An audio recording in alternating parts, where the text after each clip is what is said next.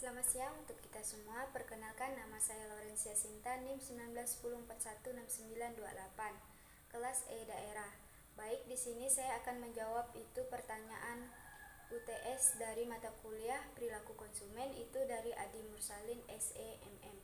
Baik, di sini saya langsung saja menjawab beberapa pertanyaan, yaitu dari nomor 1 sampai nomor 14. Di sini pertanyaan pertama itu, jelaskan apa yang dimaksud dengan perilaku konsumen, kepribadian konsumen, dan jelaskan apa karakter kepribadian konsumen.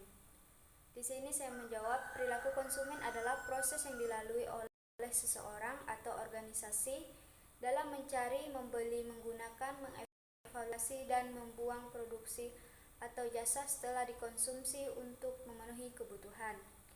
Yang kedua itu, pengertian dari kepribadian konsumen merupakan model bagaimana seseorang atau pribadi mempengaruhi orang lain dalam berperilaku. Kepribadi konsumen ataupun penting bagi pemasaran. Karakter kepribadian konsumen, yang pertama itu menggambarkan perbedaan individu, yang kedua itu menunjukkan konsistensi dan berlangsung lama, yang ketiga itu dapat berubah. Soal nomor 2, sebutkan dan jelaskan teori tentang keterlibatan konsumen dan persepsi konsumen yang Anda ketahui. Di sini saya berpendapat itu keterlibatan adalah status motivasi yang menggerakkan serta mengarahkan proses kognitif dan perilaku konsumen. Itu contohnya seperti konsumen akan membeli sesuatu produk serta menghabiskan lebih banyak waktu dan tenaga untuk berkunjung ke beberapa toko atau bertanya lebih banyak. Yang kedua itu persepsi, merupakan suatu proses yang timbul akibat adanya sensasi, di mana sensasi adalah aktivitas merasa atau penyebab keadaan emosi yang mengembirakan. Soal nomor 3 itu, coba saudara jelaskan dengan contoh involve dan law involve konsumen dalam membeli sebuah produk.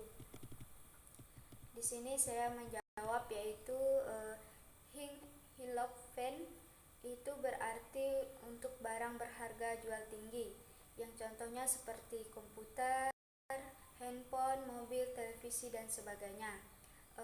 Yang love involvement itu untuk barang berharga jual rendah, yang contohnya seperti sampo, biskuit, sabun, dan pasta gigi atau sebagainya. Soal nomor 4 itu, jelaskan melalui contoh bagaimana persepsi terhadap suatu produk mempengaruhi keputusan Anda dalam membeli sebuah produk. Di sini saya berpendapat itu persepsi konsumen tersebut merupakan output dari penerimaan konsumen terhadap stimulus yang membentuk persepsi produk, persepsi merek, serta pelayanan, harga, kualitas, serta tokoh dan terhadap prosedurnya. Soal nomor 5 itu, apa yang dimaksud dengan gaya hidup konsumen? Sebutkan contohnya. Di sini saya berpendapat, atau bisa disebut gaya hidup atau juga disebut lifestyle, itu merupakan gambaran tingkah laku seseorang, pola dan cara hidup yang akan ditunjukkan bagaimana aktivitas seseorang. Di sini ada beberapa faktor yang mempengaruhi gaya hidup. Yang pertama itu seperti pengalaman, kepribadian, konsep diri, motif, persepsi, kelompok referensi, kelas sosial, dan keluarga serta budaya.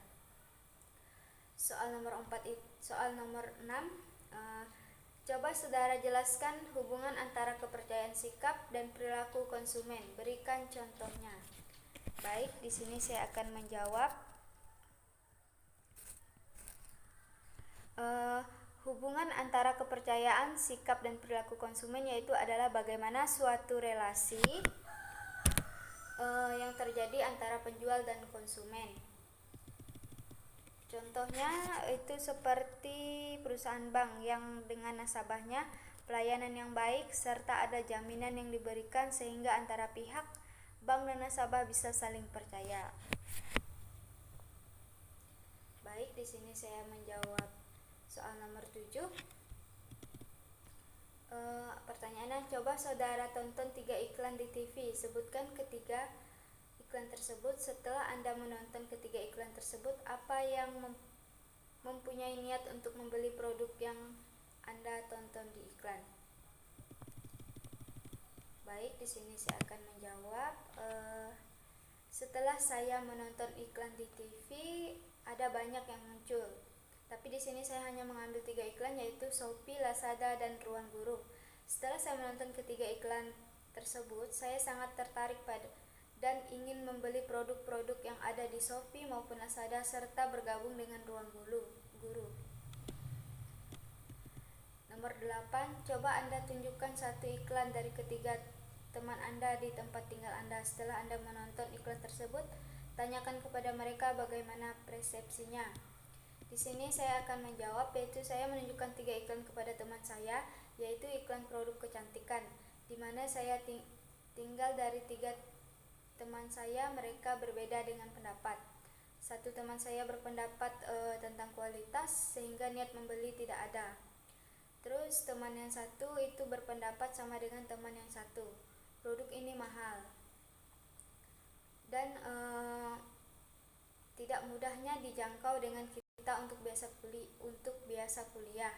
Untuk teman saya terakhir, dia tertarik dengan produk saya lihat iklan, tetapi beliau tidak membeli karena dia lebih suka dengan produk yang sedang dia gunakan saat ini.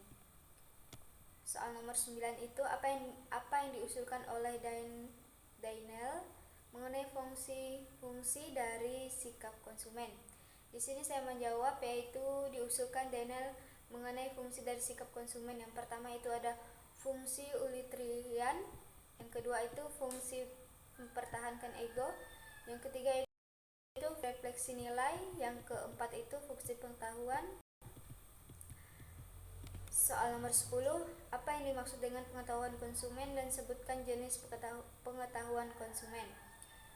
Di sini saya menjawab, pengetahuan konsumen itu adalah semua informasi yang dimiliki konsumen mengenai berbagai macam produk, jasa, serta pengetahuan lainnya yang berkaitan dengan produk dan jasa.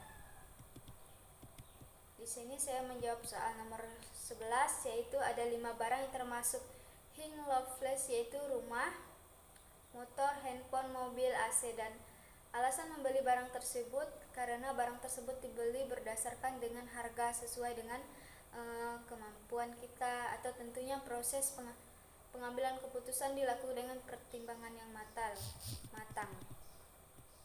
Saya menjawab soal nomor 12, yaitu salah satu bentuk perilaku pembelian yang berkembang pesat generasi Z adalah perilaku pembelian hedonist. Pembelian hedonist merupakan suatu pembelian yang berdasarkan aspek kesenangan, melibatkan sensori, dan di luar kebutuhan. Perilaku pembeli hedonist berhubungan erat dengan pemenuhan. Salah satu bagian dari strategi pemasaran yang berpengaruh terhadap keputusan pembeli adalah promosi pemasaran. Kegiatan promosi pemasaran memiliki tujuan untuk memberi pengaruh terhadap perilaku serta tujuan utama untuk memberi informasi. Soal nomor 3, yaitu nilai mengarah seseorang untuk berperilaku. Di sini saya menjawab beberapa contohnya. Yang pertama itu konsumsi adalah lebih berfokus pada nilai. Yang kedua itu konsumen akan membangun kembali environment. Yang ketiga itu konsumen online kini bukan hanya generasi milenial.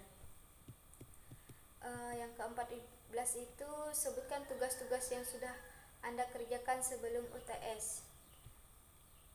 Di sini saya mengambil kesimpulan. Di situ ada beberapa materi yang disuruh meringkas dan direcord, yaitu dari pertemuan pertama itu ada beberapa materi serta setiap pengerjaan ringkasan itu dibuat record.